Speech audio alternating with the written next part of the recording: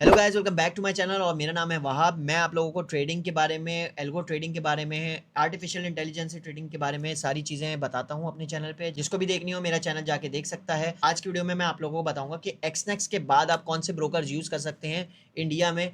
काफ़ी सारे लोग बोलते हैं आईसी मार्केट वगैरह यूज़ कर सकते हैं, लेकिन आईसी मार्केट में आप लोगों की रजिस्ट्रेशन नहीं होगी। वो यूरोप का ब्रोकर है तो उस पर रजिस्ट्रेशन नहीं होती है। सबसे पहले तो समझ लेते हैं, सबसे जो इंपॉर्टेंट चीज़ होती है कोई भी ब्रोकर चूज करने से पहले उसकी रेगुलेशन देखना। रेगुलेशन कहाँ की है, कौन सी कंट्री से रेगुलेटेड है, किस साल में बना है वो, ये सारी चीज़ें बहुत ज़्यादा इंपॉर्टेंट होती हैं। रेगुलेटेड अगर ब्रोकर होगा तो आपकी फंड्स की सिक्योरिटी होगी, ट्रांसपेरेंसी होगी, मतलब कोई भी ट्रेड आपकी मैनिपुलेटेड नहीं होगी, डिस्प्यूट रिजॉल्व हो जाएगा कि कोई भी अगर आपका कैश में उनका मसला चल रहा है तो वो इजीली रिजॉल्व हो सकता है। और ट्रस्टेड होते हैं, रेपुटेशन इनकी होती है क्योंकि ये काफ़ी सालों से होते हैं, मतलब 10-15 साल पुराने होते हैं ये। और अगर अनरेगुलेटेड ब्रोकर होगा तो विड्रॉल इश्यूज आएंगे, प्राइस मैनिपुलेशन होगी, फंड की सेफ्टी नहीं होगी, लेके भाग जाएंगे ये लोग पैसे। तो वो चेक करना बहुत ज़्यादा इंपॉर्टेंट होता है। अब मैंने काफ़ी सारे ब्रोकर्स को टेस्ट किया है, मैं तकरीबन 7 से 8 साल से ट्रेडिंग कर रहा हूँ, तो मैंने हर तरह के अकाउंट बना चुका हूँ। काफ़ी सारे ऐसे ब्रोकर्स होते हैं जो कि सिर्फ यूएसए और यूरोप में डील कर रहे होते हैं, तो वो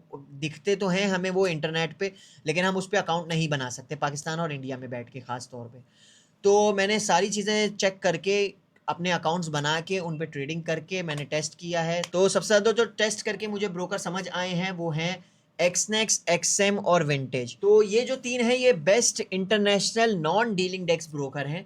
नॉन डीलिंग डेस्क ब्रोकर मतलब आपका जो ब्रोकर होता है वो दो तरह के ब्रोकर होते हैं, एक डीलिंग डेस्क ब्रोकर होता है, एक नॉन डीलिंग डेस्क ब्रोकर होता है। नॉन डीलिंग डेस्क ब्रोकर हमें चाहिए होता है क्योंकि नॉन डीलिंग डेस्क ब्रोकर का क्या फायदा होता है, वो डायरेक्ट लिक्विडिटी प्रोवाइडर से कनेक्ट होते हैं। लिक्विडिटी प्रोवाइडर क्या होते हैं, वो पूरी दुनिया के जितने भी ट्रेड्स चल रही होती हैं वो उनके पास आ रही होती हैं। तो वो डायरेक्ट जैसे कोई बाय कर रहा है तो वो सेलर से खरीद के वो लिक्विडिटी प्रोवाइडर डायरेक्ट उसको सेल करेगा। तो ऐसे बीच का काम कर रहा होता है लिक्विडिटी प्रोवाइडर, और ये कंप्यूटराइज चल रहा होता है, मतलब ये बहुत ही तेजी से चल रहा होता है कि कोई बायर है तो सेलर भी मिल जाएगा, उसका सेलर है तो बायर भी मिल जाएगा। और लिक्विडिटी प्रोवाइडर्स डायरेक्ट बैंक से भी कनेक्ट होते हैं, स्टॉक मार्केट से भी कनेक्ट होते हैं, फंड से भी डायरेक्ट कनेक्ट होते हैं। तो अगर आप ट्रेडर हो और आप लोगों को कोई भी, और अगर आपने कोई भी ट्रेड ली है तो डायरेक्ट लिक्विडिटी प्रोवाइडर आपको फॉरन इंस्टेंटली वो ट्रेड दे देगा बिना कोई मैनिपुलेशन के कि प्राइस 100 पे है लेकिन आपको वो 110 पे बेच रहा है। तो ऐसा कुछ भी नहीं होता नॉन डीलिंग डेस्क ब्रोकर में। अब हम तीनों ब्रोकर्स के कुछ पॉइंट्स कंपेयर कर लेंगे कि कब बना था ये, रेगुलेटेड किस किस जगह से है,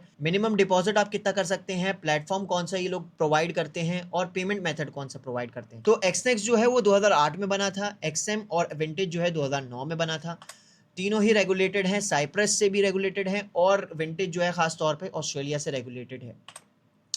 उसके बाद देख लेते हैं मिनिमम डिपॉजिट। एक्सनेक्स में जो है आप $10 मिनिमम डिपॉजिट कर सकते हैं, एक्सएम में जो है $5 डिपॉजिट कर सकते हैं। विंटेज जो है क्योंकि जो है वो थोड़ा सा एक्सपेंसिव है, $50, तो जो है वो मुझे एक्सएम के बाद लगता है। अब काफ़ी सारे न्यू ट्रेडर्स $50 तो डिपॉजिट नहीं कर सकते, तो एक्सएम जो है वो $5 मिनिमम देता है, तो एक्सएम जो है इसमें अच्छा है। और मैं रेकमेंड करूंगा कि आप लोगों को लाजमी के डेमो अकाउंट पे पहले ट्रेडिंग करना सीखें, उसके बाद रियल अकाउंट में पैसे डालें। तो डेमो अकाउंट तीनों ही प्रोवाइड करते हैं, आप डेमो अकाउंट बना के इन पे ट्रेडिंग कर सकते हैं आराम से। 2-3 महीने आप लोग ट्रेडिंग करें, उसके बाद आपको समझ आए तो उसमें पैसे डालें। उसके बाद हम देख लेते हैं प्लेटफॉर्म कौन से दे रहे हैं। तीनों ही MT5 MT4 दे रहे हैं, और एक्सनेक्स जो है वो अपना खुद का प्लेटफॉर्म भी दे रहा है, जिसमें फायदा ये होता है कि एक्सनेक्स खुद सिग्नल्स प्रोवाइड कर रहा होता है कि अभी बाय लो, अभी सेल लो, ऐसी छोटी मोटी चीज़ें वो एड ऑन मिल जाती है आप लोगों को।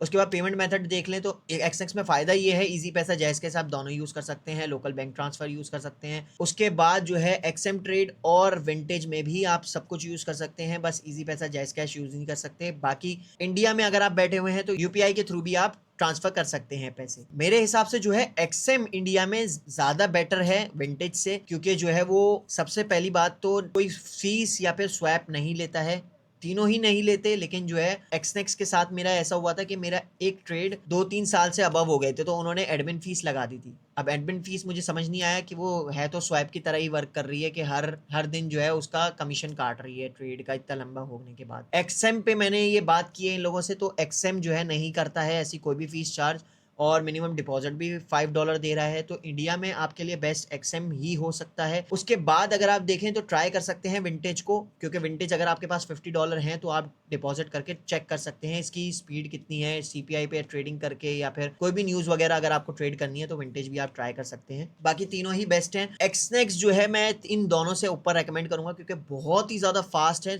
मिनिमम स्लिपेज आती है। स्लिपेज ये होती है जैसे आपका एक स्टॉप लॉस लगा हुआ है तो मार्केट जैसे ही नीचे आएगी तो वहां पे नहीं कटेगी, वो थोड़ा नीचे जाके स्टॉप लॉस कटता है। जैसे $10 पे स्टॉप लॉस है तो $15 या $20 पे आपका स्टॉप लॉस कटेगा। तो एक्सनेक्स के इतनी ज्यादा फास्ट एग्जीक्यूशन है कि जैसे ही स्टॉप लॉस के पास आती है वो मैक्सिमम दूसरे ब्रोकर्स में अगर $20 कट रहा है तो वो $13 $12 ऐसे कटेगा। तो काफी ज्यादा तेज है, मिनिमम स्लिपेज आती है एक्सनेक्स में। अगर आप इंडिया से हैं और फिर भी एक्सनेक्स पे अकाउंट बनाना है तो मैं रेकमेंड करूंगा आप दुबई बैठ के एक्सनेक्स का अकाउंट बना सकते हैं। इजीली आप दुबई जा सकते हैं। तो अगर आप अच्छे ट्रेडर हैं तभी ये फैसला लीजिएगा, वैसे जो है फायदा नहीं है। एक्सनेक्स पे एक्सनेक्स, एक्सएम, विंटेज तकरीबन सेम ही है तीनों। मेरे हिसाब से आप एक्सएम पे बना सकते हैं। लिंक डिस्क्रिप्शन में होगा। अगर किसी को भी अकाउंट बनाना हो तो जैसे ही लिंक पे क्लिक करेंगे आपके सामने ऑफिशियल वेबसाइट इनकी खुल जाएगी, उनका रजिस्ट्रेशन वाला खुल जाएगा। और चाहे तो मेरा रेफरल कोड भी डाल सकते हैं। उससे फायदा ये होगा अगर आपको कोई भी इशू आता है किसी भी अकाउंट में वेरिफिकेशन या किसी भी चीज में, एड्रेस वेरिफिकेशन में, तो मेरे सामने आपकी सारी डिटेल्स आ जाएगी। मैं आप लोगों को गाइड कर सकता हूं कि कैसे वो मसला हल होगा। तो आई होप आप लोगों को मेरी वीडियो अच्छी लगी हो। आज के लिए इतना ही। Take care, bye bye.